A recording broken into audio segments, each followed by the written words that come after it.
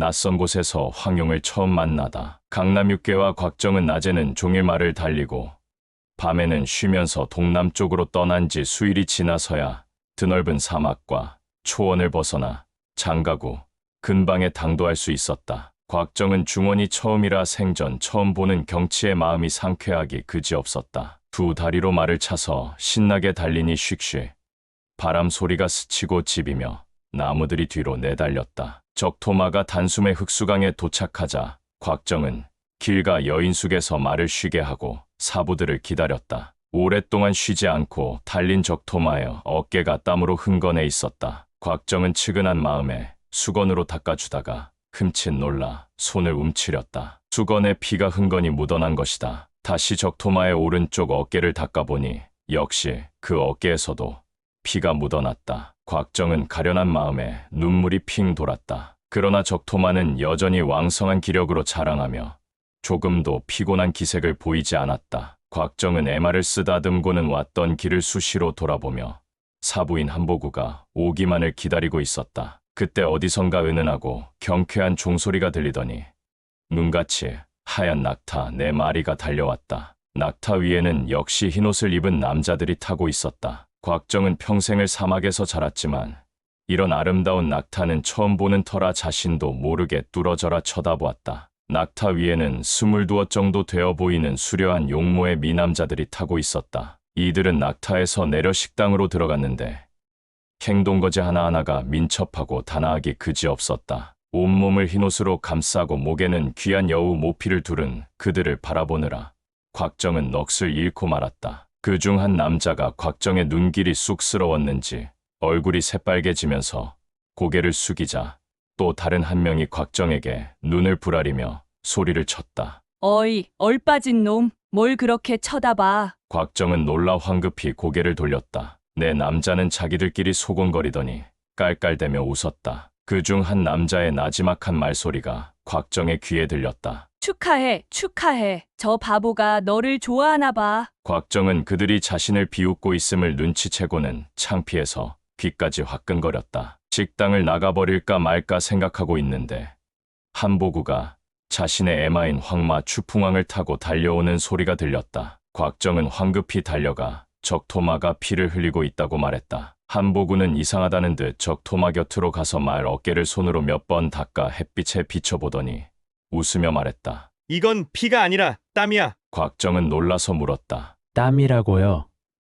붉은색 땀도 있나요? 정아, 이 말은 천년에 한 번 날까 말까 한 귀한 한열보말한다. 홍마라고도 하지. 곽정은 애마가 부상을 입은 게 아니라는 말을 듣고 너무 기뻤다. 셋째 사부, 어떻게 말에 땀이 피처럼 나죠? 선사께 들은 말인데 서역 대환에는 어깨에 피같이 붉은 땀을 흘리고 날개가 달린 것처럼 하루에 1,000리를 달리는 천마가 산다고 하더구나. 그러나 아무도 직접 본 사람은 없어서 믿지 않았는데 내가 그 말을 얻을 줄은 생각지도 못했지. 한보구가 말하는 도중에 가지낙 등이 모두 도착했다. 시서의 통달한 주총도 고개를 절레절레 흔들며 말했다. 사기와 한서에도 분명히 그 말에 대해 나와 있어.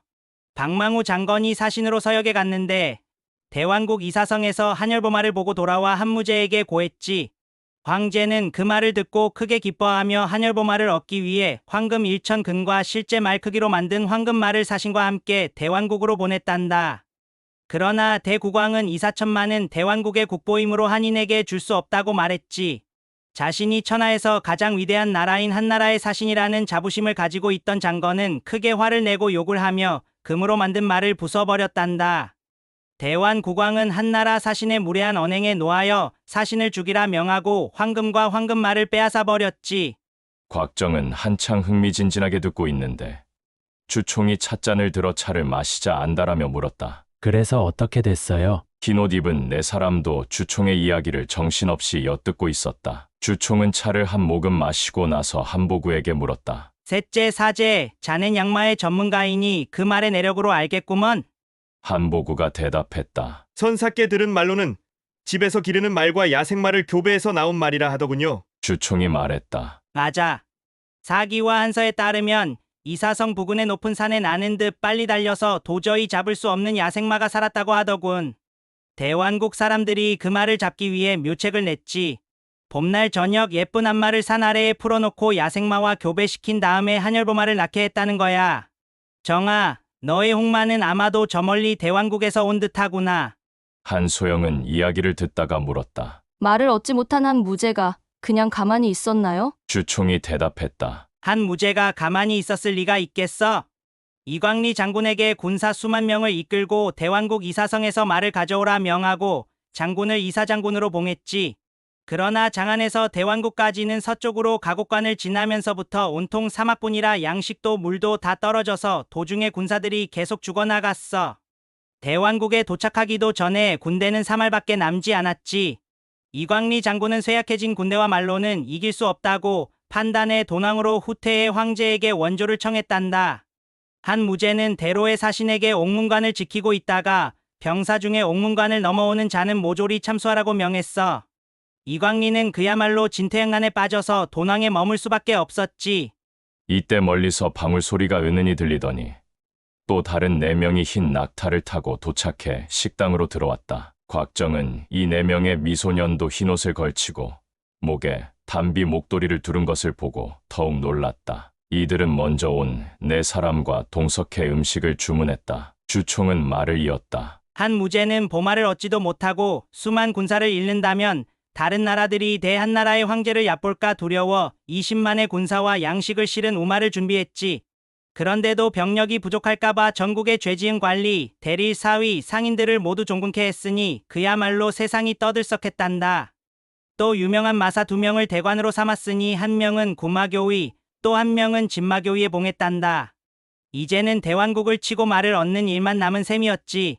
6째 사제, 한조는 농경을 중시하고 상업을 경시했으니 자네가 만약 한 무제 때 태어났더라면 낭패를 당할 뻔했네 그려. 셋째 사제는 구마교의에 봉해졌을지도 모르지. 한소영이 물었다. 대릴사위는 무슨 죄를 지었는데요? 주총이 대답했다. 가난한 사람이 아니라면 누가 대릴사위가 되겠나? 대릴사위를 원정에 강제 징집한 것은 가난한 사람을 업신여긴 것이지. 이광리는 대군을 이끌고 대왕국을 40여 일 동안 포위하고는 수없이 많은 대왕국의 장수들을 죽였지. 대왕국의 귀족들은 겁을 먹고 국왕의 머리를 잘라 투항하고는 보마도 내주었단다.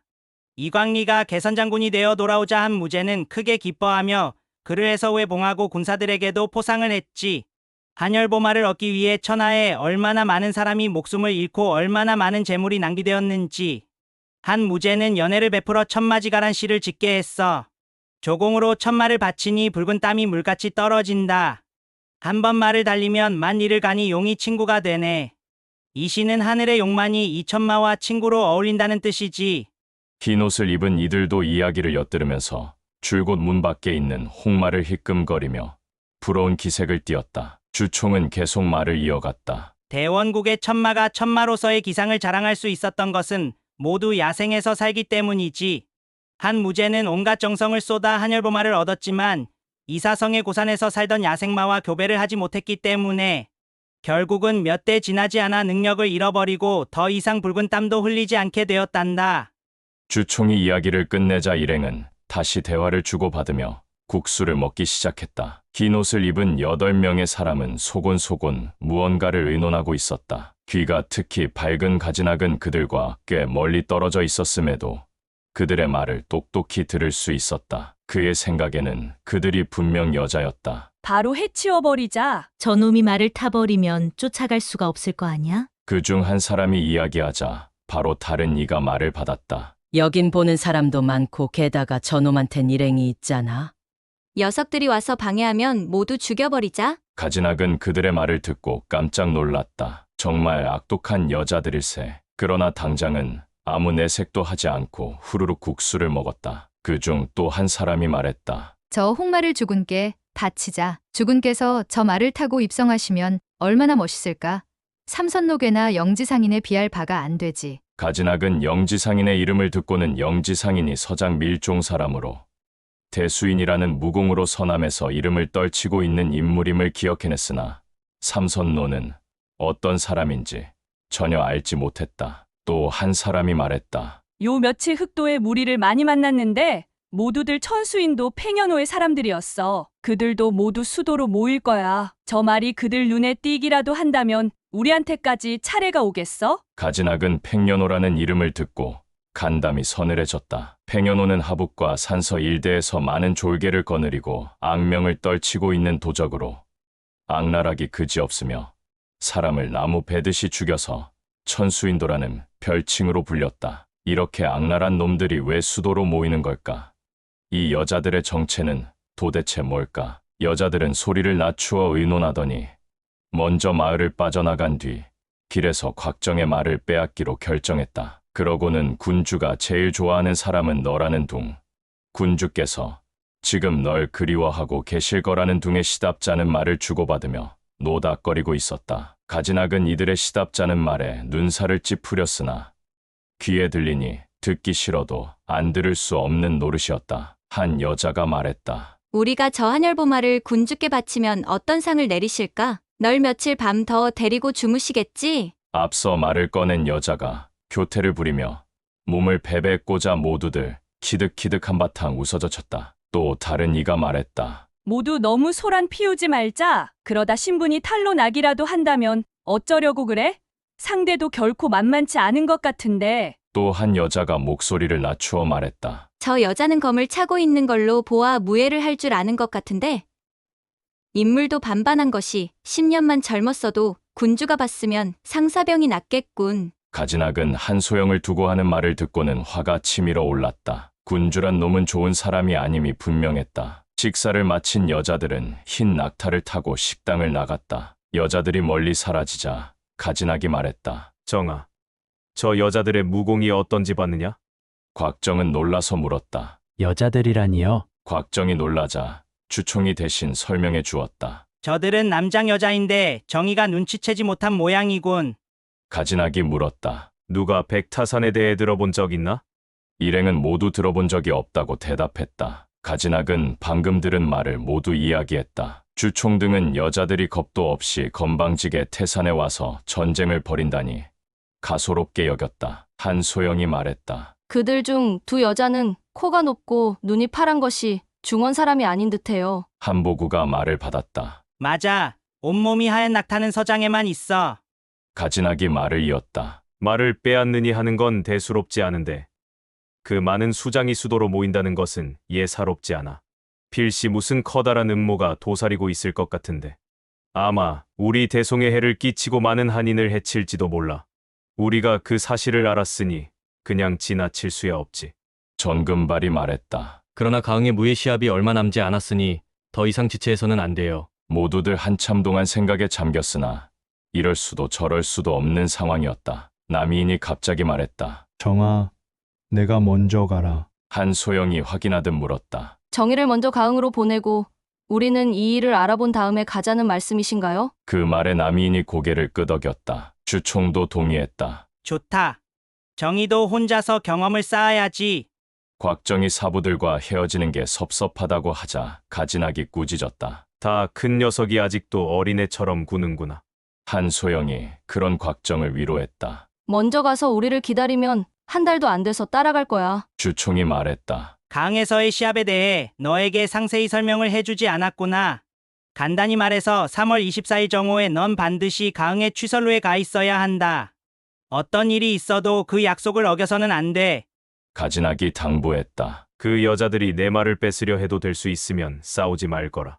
내 말이 빠르니 도망가면 쫓아오진 못할 거다. 넌 중요한 일을 앞두고 있으니 괜히 다른 일에 휘말리면 좋지 않아.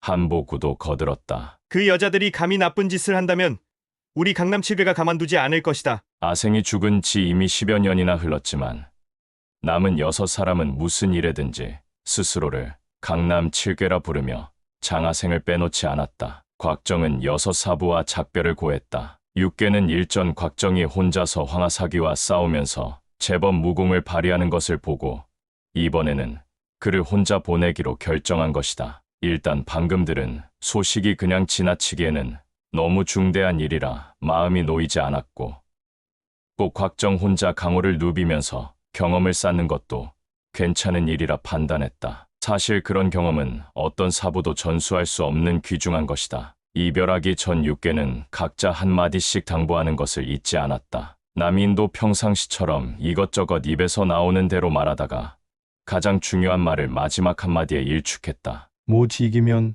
도망쳐라. 그는 곽정이 성품이 우직해 고수를 만나도 그냥 죽을 힘을 다해 싸우다가 목숨을 잃을 것이 분명하다고 생각해 이런 말을 한 것이다. 사실 이것이야말로 의미심장한 비결이 아닐 수 없었다. 주총이 말했다. 무예는 끝이 없어서 산 뒤에 산이 있고 고수 위에 고수가 있으니 내가 아무리 무예가 출중하다 할지라도 모든 적을 이길 수는 없는 법이다. 대장부는 굽힐 줄도 알아야 한다. 위험한 상황이 닥치면 잠시의 울분을 참을 줄 알아야 한다. 청산이 살아있는 한 태울 장작은 많을 것이다. 결코 죽음을 두려워하는 겁쟁이라서가 아니다. 적의 수가 많아서 이길 수 없는 상황에서는 결코 열기를 부려서는 안 된다. 넷째, 사부의 말을 반드시 기억하거라. 곽정은 고개를 끄덕이며 대답하고 여섯 사부께 절을 올린 다음 말을 타고 남쪽으로 향했다. 10여 년 동안 여섯 사부와 아침 저녁으로 늘 함께 있었는데 이렇게 이별을 하게 되니 자신도 모르게 눈물이 흘렀다. 또 태무친과 탈회 등이 부족함 없이 잘 보살펴주겠지만 사막에서 외롭게 있을 어머니를 생각하니 더욱 마음이 아파왔다. 그렇게 말을 타고 10여 리를 달리자 지세가 험난해지고 양옆으로 험준하게 늘어선 높은 산과 기암괴석이 나왔다. 난생 처음 혼자 길을 나선 곽정은 이런 험악한 산세를 보니 겁이 나서 칼을 쥔 손에 절로 힘이 들어가고 정신을 바짝 차려 앞을 응시하게 되었다. 셋째 사부가 나의 이런 모습을 본다면 필시 쓸모없는 놈이라고 혼내실 거야. 길은 점점 좁아졌다. 산허리를 돌자마자 눈앞에 희뿌연 한 무리가 서 있는 게 보였다. 바로 남장 여자 4명이 흰 낙타를 타고 길을 가로막고 있었다. 곽정은 깜짝 놀라 멀리서 말을 세우고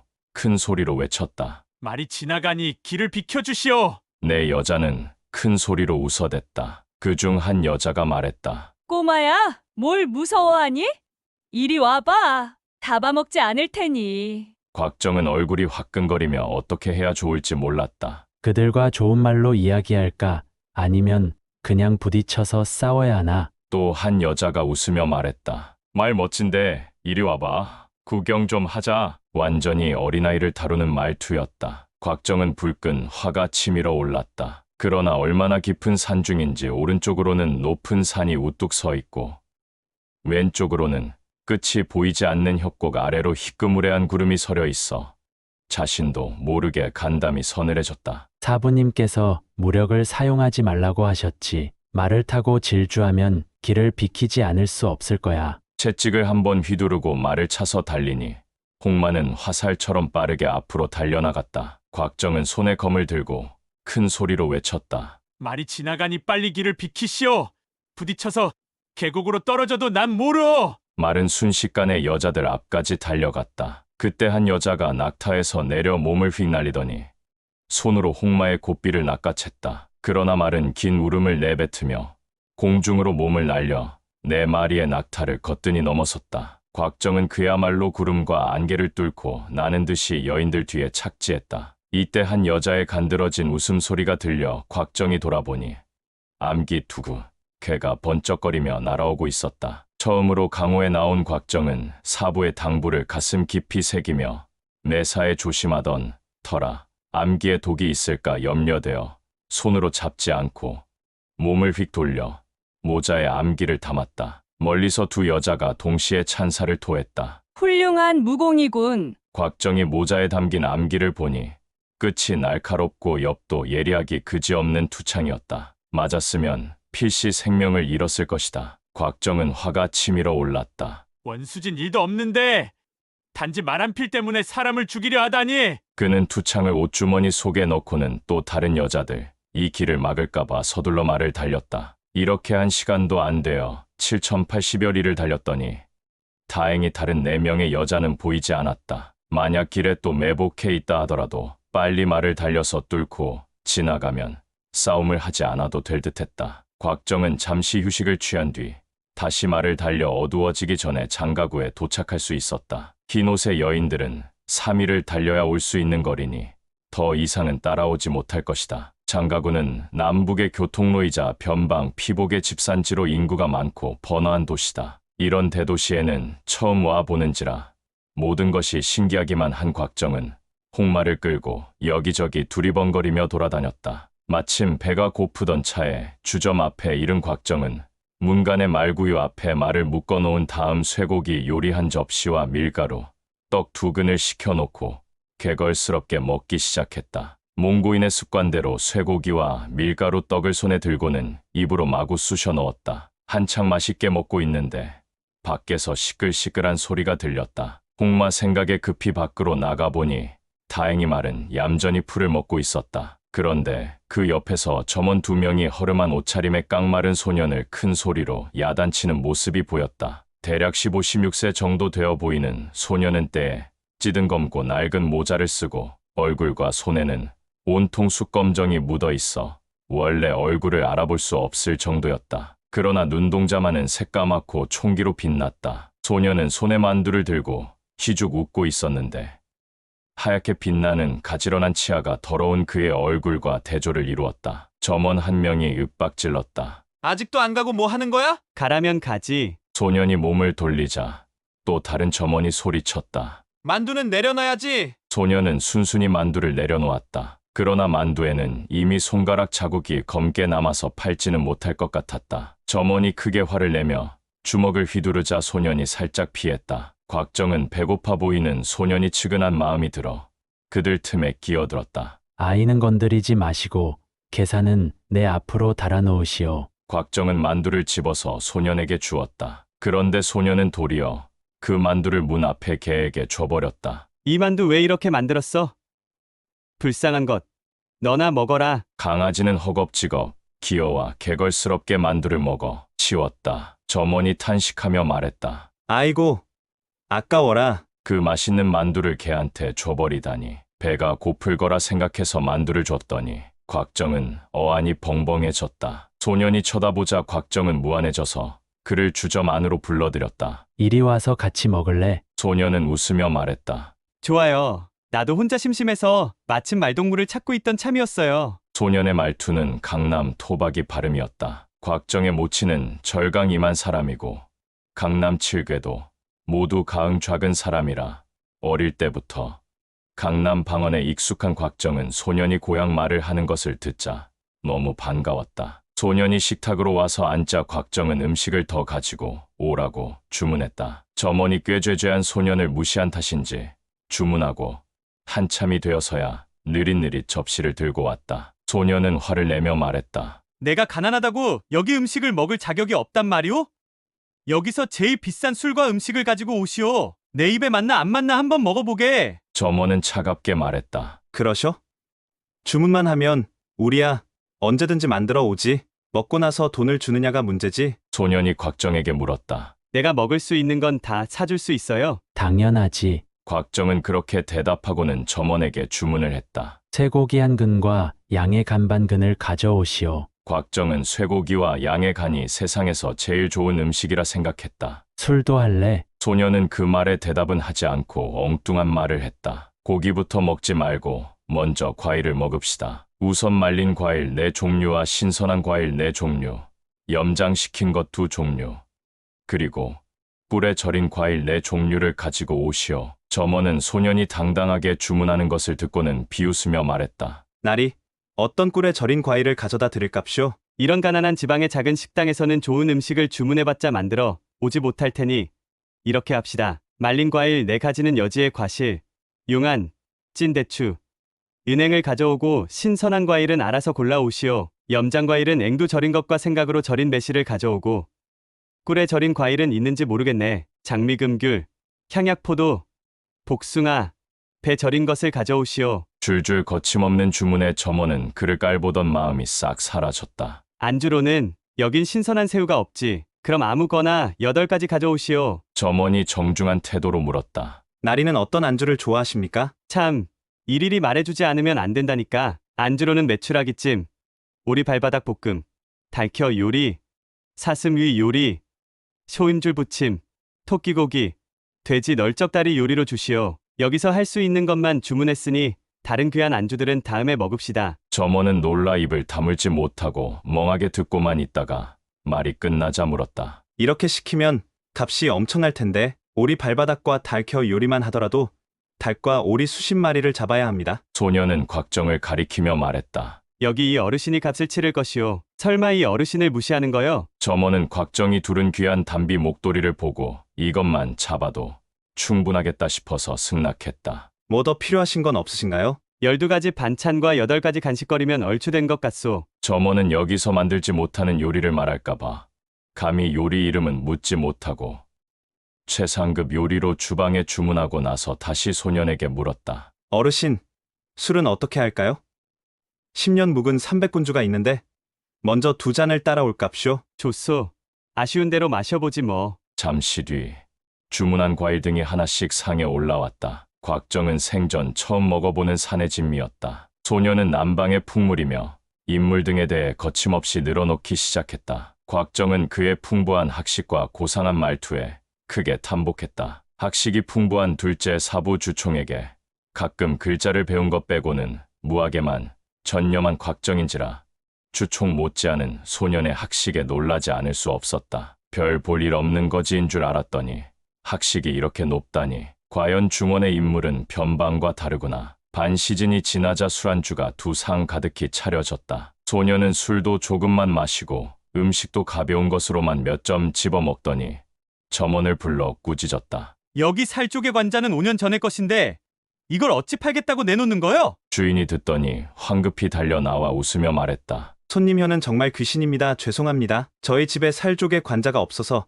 여기서 제일 큰 식당인 장경에서 가져온 것입니다. 장가구에는 신선한 조개가 없거든요. 소녀는 손을 휘저으며 점원을 돌려보내고 곽정과 다시 이야기를 시작했다. 소녀는 곽정이 몽고에서 왔다는 말을 듣더니 사막이 어떤지 물었다. 곽정은 사부의 부탁이 생각나서 자신의 신분을 드러내지는 않고 단지 토끼며 수리를 잡으러 다닌 일, 말을 타고 늑대 사냥을 간 일 등을 이야기했다. 소녀는 흥미진진하게 듣다가 손뼉을 치고 크게 웃기도 하며 아주 천진난만한 모습을 보였다. 곽정은 지금껏 사막에서만 자라면서 탈해, 화쟁 2 친구와 어울리기는 했지만 무친이 아들을 너무 사랑하고 곁에 두려 해서 탈해와도 그리 어울릴 시간이 많지 않았다. 게다가 화쟁은 성깔이 있어서 자주 장난치며 놀기는 했어도 곽정이 조금만 따라주지 않으면 다투기 일쑤였다. 그러다가도 금방 화해하긴 했지만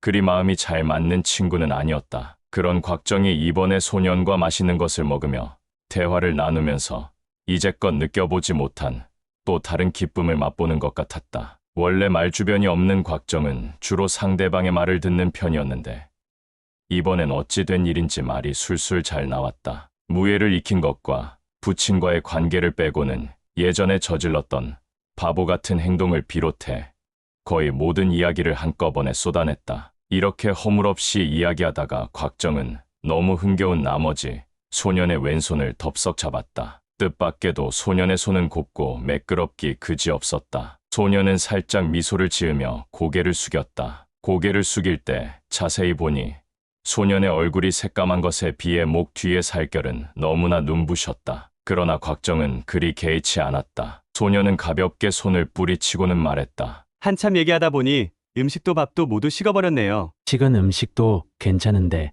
그럼 데워달라고 합시다. 곽정이 말하자 소년은 고개를 흔들었다. 아니, 데운 음식은 맛이 없죠? 소년은 점원을 불러서 10여 가지가 넘는 음식을 모두 물리고 신선한 재료로 다시 만들어 오게 했다. 식당의 주인이며 요리사, 점원 등은 모두 기이하게 여기며 신이 나서 시키는 대로 했다. 몽고인의 습관에 따르면 손님을 접대할 때는 모든 정성을 다 기울이라고 했다. 게다가 곽정은 평생 처음 돈을 써보는 터라 어떻게 해야 할지 몰랐다. 설사 안다 해도 말이 잘 통하는 친구를 만나 너무 기쁜 마당에 이보다 몇십 배가 되는 돈을 쓴다 한들 전혀 아깝지 않았을 것이다. 수십 가지 요리가 다시 상에 올랐지만 소녀는 몇 점 건드리더니 배가 부르다고 했다. 점원은 속으로 곽정을 비웃었다. 이 바보야.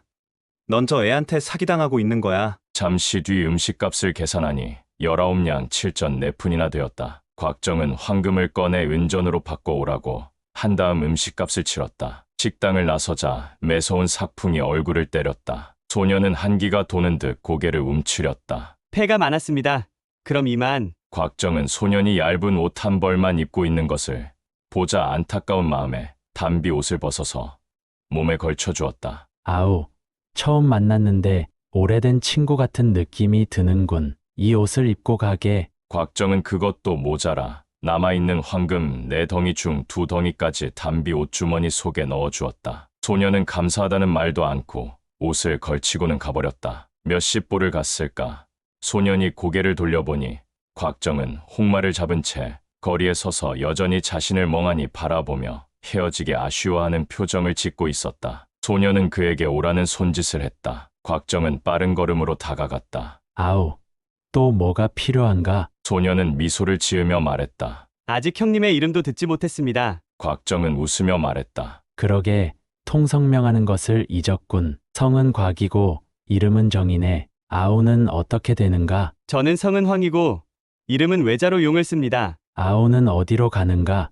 만약 남방으로 돌아간다면 동행하는 게 어떤가? 황용은 고개를 저으며 말했다. 전 남방으로 돌아가는 것이 아닙니다. 잠시 서로 아무 말 없이 서 있는데 황용이 불쑥 말을 꺼냈다. 형님, 다시 배가 고파요. 곽정은 기뻐하며 말했다. 좋아.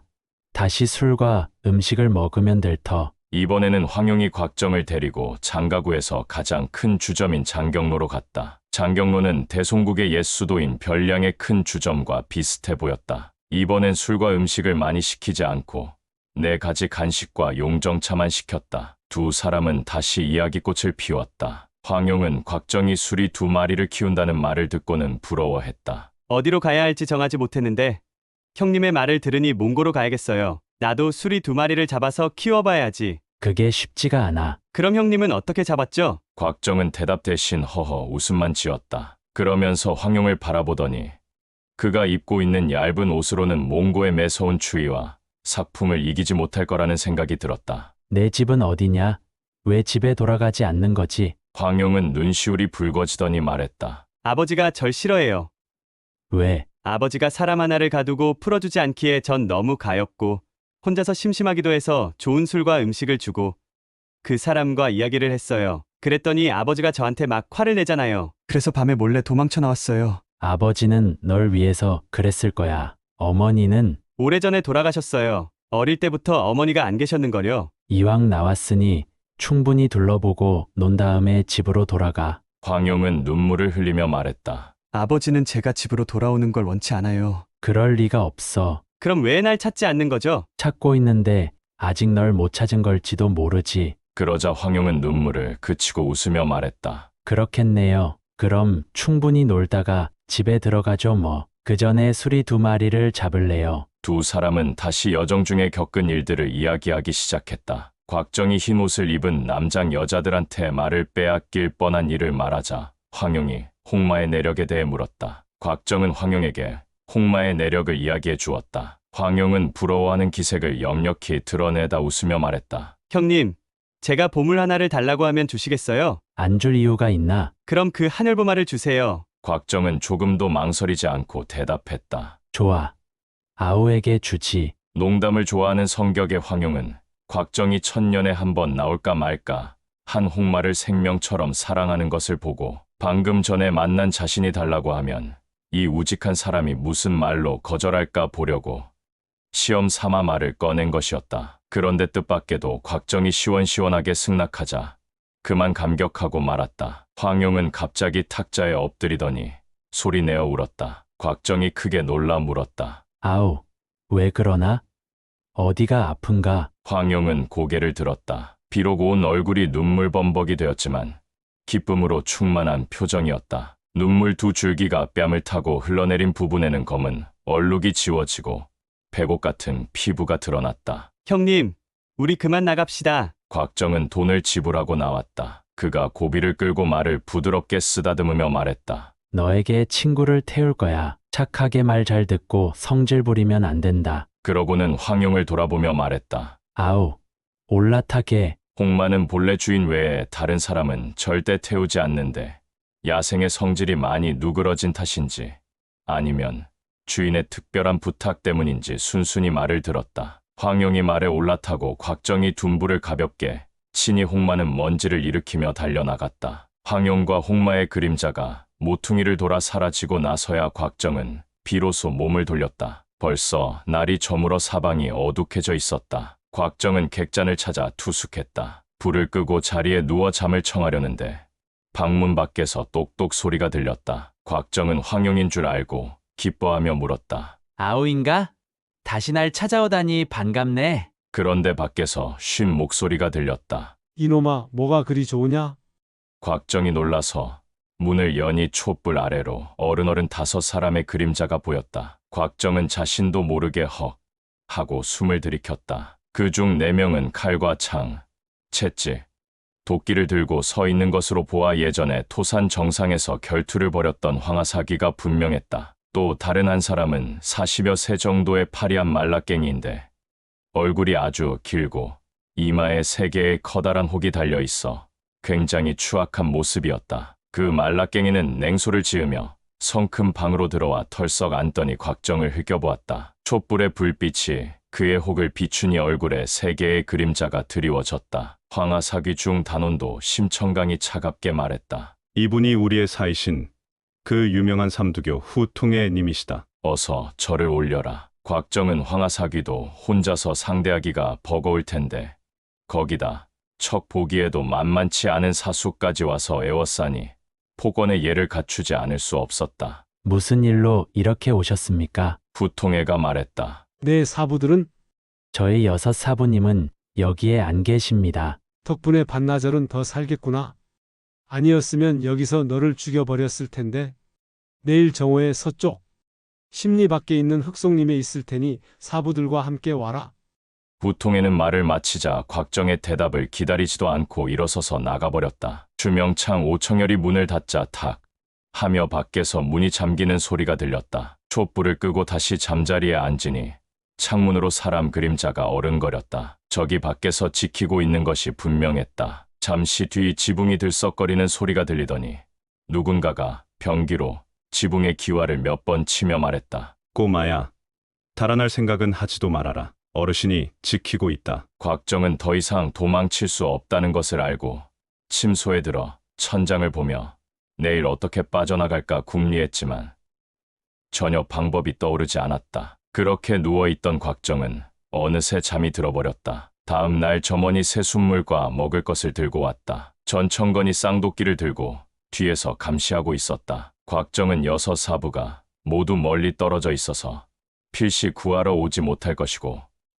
도망칠 수도 없는 상황이니 이왕 이렇게 된 이상 대장부로서 싸우다 죽자고 생각했다. 비록 싸워서 이기지 못하면 도망치라는 당부가 있었지만 싸우지도 않고 도망가면 이 또한 사부의 가르침에 어긋나는 것이라고 생각했다. 사실 전청건 한 사람만 감시를 하고 있었기 때문에 어떻게든 도망칠 수 있었다. 곽정이 도망쳐도 전청건은 몸이 둔해서 쫓아오지 못했을 것이다. 게다가 삼두교 후통에는 강남육계가 근처에 있고 그들이라면 약속을 어길 리 없다고 생각했기 때문에 곽정 혼자 도망치는 데 대한 방비는 전혀 하지 않았다. 곽정은 방구석에 앉아서 마옥이 전수해준 방법으로 연공을 했다. 전청건은 그의 앞에서 쌍도끼를 휘두르면서 사방 벽을 마구 찍으며 고함을 지르다가 곽정의 연공법이 틀렸다고 지적했다. 곽정은 들은 척도 하지 않고 계속 연공에 몰두했다. 드디어 정오가 다가왔다. 곽정은 반값을 지불한 다음 전청건과 나란히 길을 나섰다. 서쪽으로 심리를 가자 울창한 송림이 나타났다. 해가 들지 않는 숲속은 어둠침침해 몇십 보 앞도 잘 보이지 않았다. 전청건은 곽정을 끌고 숲속으로 들어갔다. 그러다 얼마 안 가 곽정은 전청건과 헤어지고 말았다. 곽정은 허리춤에 채찍을 풀어서 손에 쥐고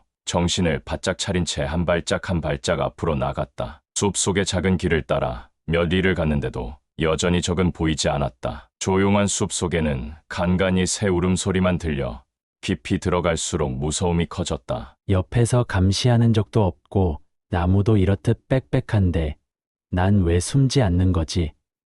그래, 난 도망치는 게 아니고 단지 숨을 뿐이야. 이렇게 생각하고 막 왼쪽의 나무 사이로 숨으려는데 머리 위에서 환한 소리가 들렸다. 이 잡종, 개 같은 놈. 곽정은 3걸음 물러나서 채찍을 휘두르고 기수식을 한 후 진세를 펴고 고개를 들어 위를 보니 황하사기가 각각 큰 나무에 거꾸로 대롱대롱 매달려 있었다. 손과 발이 같이 묶여 공중에서 대롱거리며 몸부림치는 모습이 도저히 공격 자세는 아닌 것 같았다. 황하사기는 곽정을 보더니 다시 심한 욕을 해대기 시작했다. 곽정은 웃으며 말했다. 거기서 그네 타고 있는 겁니까? 재미있겠네요. 그럼 저는 먼저 실례합니다. 몇 걸음 걷다가 그가 다시 고개를 돌려 물었다. 누가 여러분을 나무에 매달아 놓았어요? 전청건이 욕을 해댔다. 이 빌어먹을 놈. 함정을 파놓다니. 야, 임마. 심청강이 불렀다. 이봐, 배짱이 있으면 우리를 내려줘. 1대1로 싸워서 승부를 겨루자. 우리 네 사람이 한꺼번에 무더기로 덤벼들면 영웅이라 할 수 없지. 곽정은 똑똑하진 않지만 그렇다고 그들을 풀어줄 만큼 멍청하지도 않았다. 그는 크게 웃으며 말했다. 그래요. 여러분이 영웅이고 대장부입니다. 이젠 싸울 필요 없죠? 그는 삼두교 후통해가 올까 두려워 더 이상 지체하지 않고 황급히 숲을 벗어났다. 그리고 시내로 들어가서 말을 구입하고는 남쪽으로 길을 떠났다. 가는 도중 그는 곰곰이 생각했다. 나를 몰래 도와준 사람이 누굴까? 그 대단한 무공의 황하사기를 모두 나무에 매달아 놓다니. 그리고 그 악랄한 삼두교 후통에는 왜 그림자도 보이지 않는 거지? 결투 약속을 했으면 천하의 악독한 놈이라도 모두 지킨다고 사부님이 말하지 않았던가? 나는 왔는데 그놈이 안 온 거니 내 탓이 아니지. 곽정은 중원에서 처음 만난 낯선 인물 황룡과의 우정, 귀마 한열보마의 진기한 내력, 그리고 남장여인의 기습과 황하사기와의 일전을 겪으며 고독한 여행 속에서도 인간관계, 역사, 무공, 감정 모두를 배우고 경험한다. 서툴지만 진실한 마음으로 얻어낸 인연과 시련, 그것이 곽정을 성장시키는 무림의 기림을 보여주는 장이다.